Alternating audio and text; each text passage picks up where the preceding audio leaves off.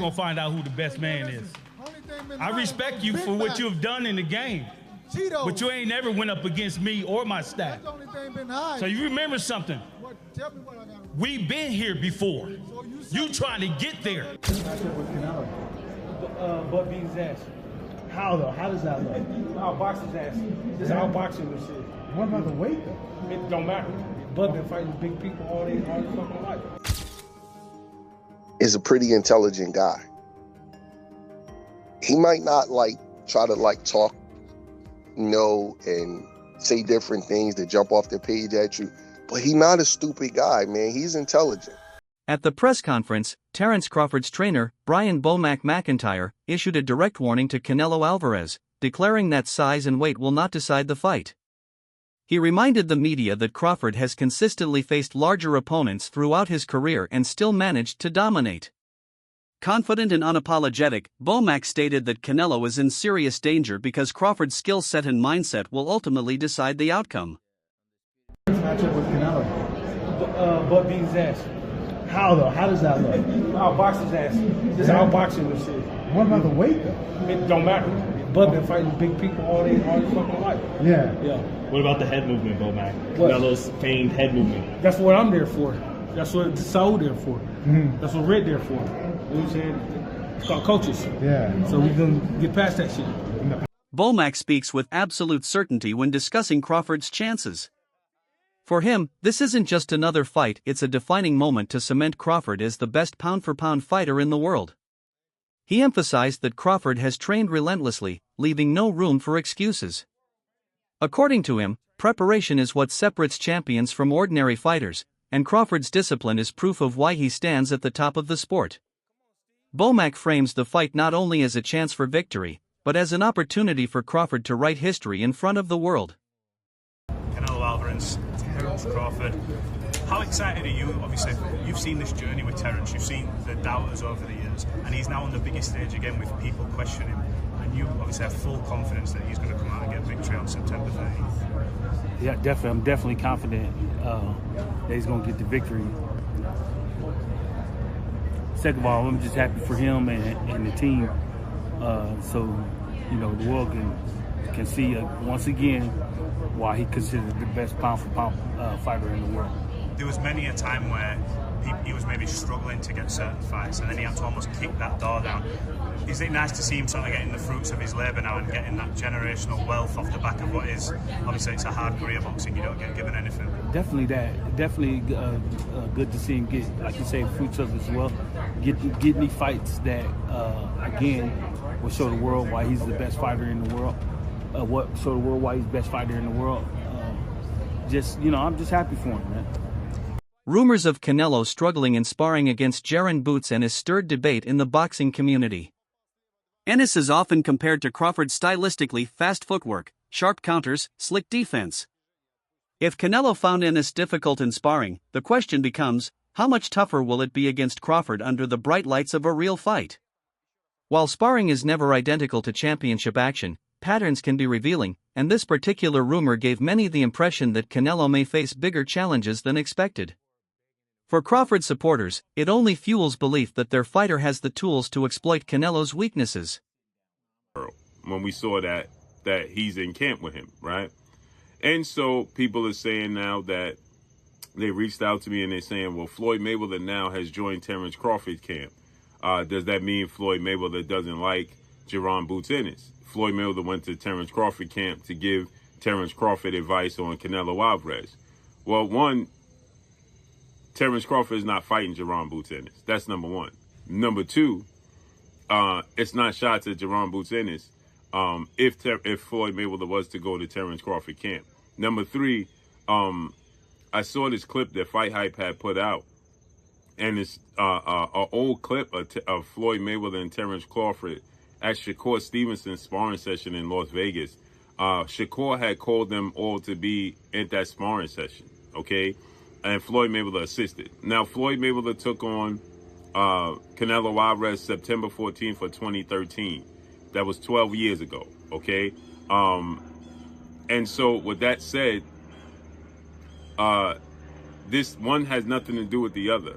Floyd Mayweather, from what I'm being told, from Terence Crawford's camp that he has not went up to Colorado and helped Terence Crawford do anything. Okay. Now I don't know if he's willing to or not. I don't know if Terence Crawford reached out to him or not. I don't know if they spoke on the phone or not. But you know, it's when you saw Terence Crawford and Floyd Mayweather at the top-ranked gym watching Shakur Stevenson, and they had a conversation with Eddie Hearn. That's very, very old. Okay, that's very old. Now Floyd Mayweather has stand pat on Terence Crawford is the best fighter in the world currently right now as it stands. In response to these sparring comparisons, BoMac dismissed them outright. He acknowledged Ennis as talented, but insisted Crawford operates on an entirely different level. No sparring partner, he argued, can replicate what Crawford brings, his blend of experience, adaptability, and mental sharpness. For BoMac, those making comparisons are missing the bigger picture. The real fight will highlight Crawford's uniqueness, not just in speed and movement, but in intelligence and composure under pressure. I know you saw him sparring with Boots. Give me your initial response. That don't mean shit, man. That don't mean shit. That don't mean nothing, man. Boots ain't no Crawford. That's right. Yo, hey, like I said, that don't mean, all that shit don't mean nothing. That shit ain't gonna help him. He should have just got the last cab driver he just fought. Cause that shit ain't gonna, that don't mean nothing, man. All that shit don't mean nothing. You ain't no Bud Crawford. They don't have that mentality. Having that mentality and going upside your head at the same motherfucking time, shit, man. I don't give a fuck about it. Boxing analyst Ade Oladipo raised concerns about Crawford's decision to bulk up for the fight. He warned that boxing is about balance between skill and power, not size alone. Putting on too much weight too quickly could slow Crawford down, risking his natural rhythm and fluidity. While many fans admire Crawford's willingness to step up, Oladipo cautions that altering what makes him special, his speed and sharpness, could be dangerous. It's a reminder that preparation at this level is a double-edged sword, gain in one area, risk in another. Was too wiry. Crawford was the guy at 135 pounds that looked really skinny. Even at 140, go and watch his fights against, who's the one that made, I'm trying to think of his name now. The fight at 140, Julius Ndongo. Oh, yeah. And when he's just skinny, he's like wiry. He's very much Tommy Hearns. Now. Oh, have you seen him? Dude, he's now massive. He's jacked. Man, he looks like huge. He's got to be north of 170. Yeah. Has to be. Yeah. There's a part of me that's like, dude, you don't need to be that big. Like, I don't think this is a strength for strength thing. I think this is a skill and speed thing. I don't know. I feel like if you're trying to sit on your punches to hurt Canelo, nobody hurts Canelo. He's been hit by Callum Smith, Sergey Kovalev, Bivol. Yeah. Crawford ain't hurting him. Golovkin. And Golovkin. Crawford ain't hurting him. But Crawford knocks everyone out. At 147 pounds. That when he at 154, did he knock out Ismail Madrimov? No, he didn't put a dent in him, really. Didn't put not even a little dent in him. Canelo Alvarez is not Ismail Madrimov. Yeah, but okay, who is Canelo Alvarez now?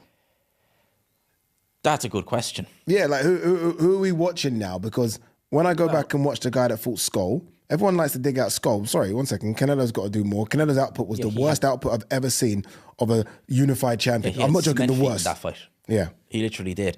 But my kind of thinking is all right, well, who is Canelo now? Well, in the nicest way, although he's been fighting good fighters, when's the last time he had a super fight? Who?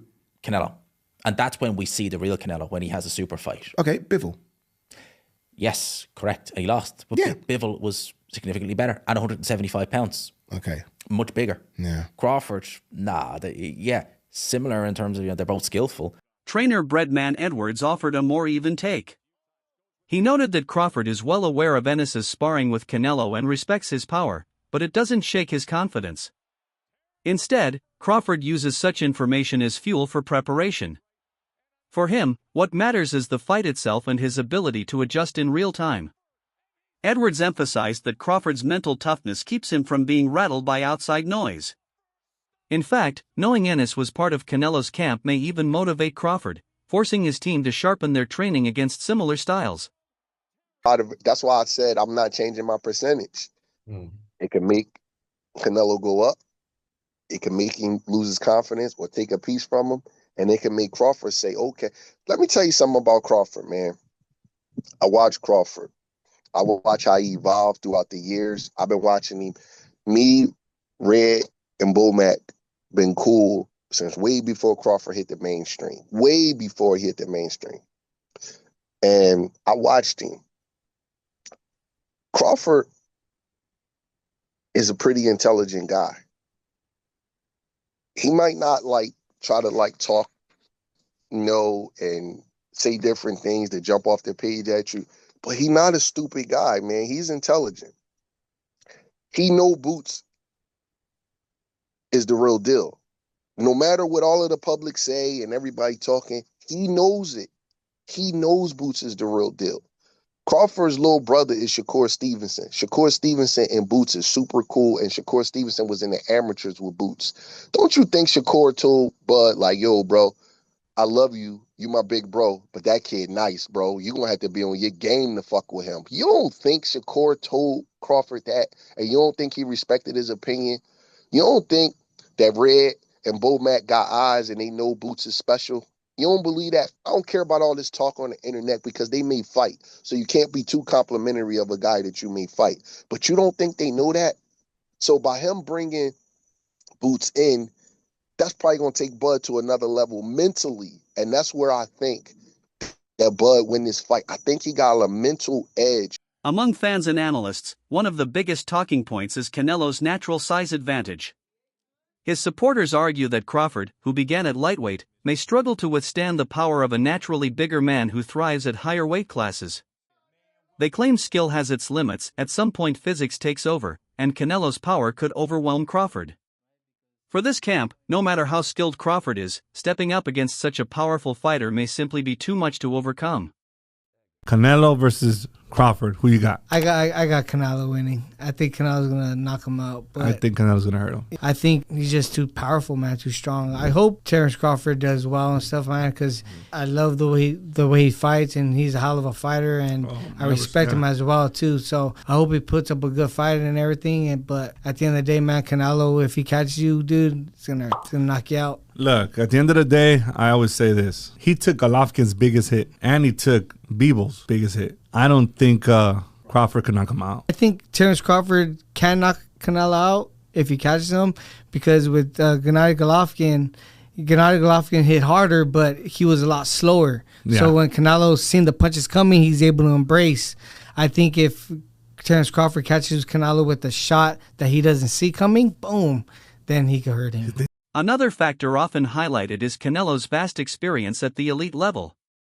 He has faced nearly every style imaginable: slick boxers, power punchers, defensive masters, accumulating countless rounds on the biggest stages.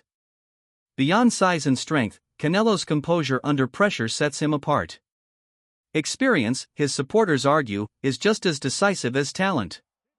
Combined with his natural strength, it makes him a nightmare matchup even for someone as skilled as Crawford. There's things about being in camp with Canelo. It's just different. He's got speed, he's got velocity, he's got precision, he's got positioning, he's got power, and he's got just an incredible amount of experience. I think there's 10 fights that haven't been added to his record. Mm-hmm. So, and Bud, when Bud was fighting at 130 or 35, Canelo already was at 54. So, there's definitely weight classes for a reason. Some within boxing are torn about the matchup. They admire Crawford's courage in chasing greatness, but question whether Canelo is the right opponent for that pursuit. Their concern isn't Crawford's skill, but the physical disadvantage that may overshadow his abilities. They argue that Crawford could have cemented his legacy against other top fighters without stepping into the ring with someone so much larger. Still, they acknowledge that this fight provides him with unparalleled visibility, legacy-defining stakes, and career-high rewards. High guard, okay, man. Another good segue. Let's talk about the real deal, though. Ryan, questionable fighter. Some people always question certain things. That boy Canelo, that boy Crawford. Nobody questioning those two. How you feel about that fight coming up? I'm questioning it. I'm not a fan of it. Oh, what? Big man, little man. I wish Crawford had some other opportunities to really solidify his greatness in a different way. Canelo, he's got Bivol. He's got Benavidez. He's got all these other legitimate 168, 175-pound guys that he can fight for my opinion, to really help his namesake. And you're going to go fight a little smaller guy. And that's nothing against Bud. Bud is as talented as they come. Really? But you're talking about a guy that's probably walks around at 180, 190 pounds. You know, Bud is not a huge, massive guy. Right. I don't know if y'all can tell us what the hydration clause is. I'm not sure if you got that worked out. Probably not. Okay. Because Canelo is obviously the A side. But I just think there's better fights for both of them to be had. You know, I'm glad that Bud is going to get this payday. You know, and very important. Okay. I hope he doesn't ride into the sunset after this one. But I'm really disappointed in Canelo because I felt like Canelo has a lot of other opportunities he could to really solidify himself as being a pound for pound great. And I think this is going to kind of, win or lose, is going to tarnish his reputation. Really? Now, what if he takes this fight and then he rides off into the sunset with Benavidez? Something like that. Same thing? I mean, he's got to fight Benavidez. He's got to fight. He's got to fight Bivol again. He's got to fight these up and coming 168, 165 to 175 pound guys. BoMac reframes the fight as more than size versus strength, it's a battle of intellect. He stresses that boxing's finer details matter most. Timing neutralizes power, speed offsets size. In his view, Crawford's brilliance is his ability to adapt from moment to moment, making him a puzzle few can solve. His mantra, "Skills pay the bills," is more than a slogan, it defines Crawford's career. While Canelo brings power and experience, BoMac believes Crawford's mastery of the sport's subtleties gives him every chance to shock the world. We know where we need to be by the time we step in the ring. We got the doctors and the scientists and the nutritionists and everybody that's in camp that's going to do their part to get where we need to get. How much more power does he have? He got some thudding power up there, and we're just going to sustain it for 36 minutes. Why do you believe you've got what it takes to come up 2 divisions? Like I told the other guy, skills pays bills. You gotta have skills, man, to be going up there to fight somebody like that, like a Canelo. And not only is his offense, he's got to have defense too. You know what I'm saying? So, styles makes fights. Bud got the better skills, and he got the better mind too. Do you think, with the styles in mind, but also the weight in mind, he can get that job done based on he's just so much more excelling in the skills? You know what? He gonna get the job done. I promise you that. He'll get the job done. Because Bud boxing IQ is off the charts. You know what I'm saying? Next to Canelo, I'm not taking nothing away from him, but Bud just a little bit better. I can tell you fully believe in your fighter, and he believes in himself too. There was a slight back and forth at the press conference there. That was just a battle of belief. Who believes they're better? Obviously, Terence believes he's better. Did you look into that? What happened at the press conference there as the first war of words? That's just press conference, man. The reason why I believe into my fighter is because from day one, the first day he walked in the gym to where we at now, we haven't lost yet. Okay. He got a loss. He got 2 losses. How does that affect him coming into this fight? One thing about this, I always remember this. He got 2 losses, right? We got no losses. So we know what to do to get that win, right? That wraps up today's breakdown. Stay tuned for more updates.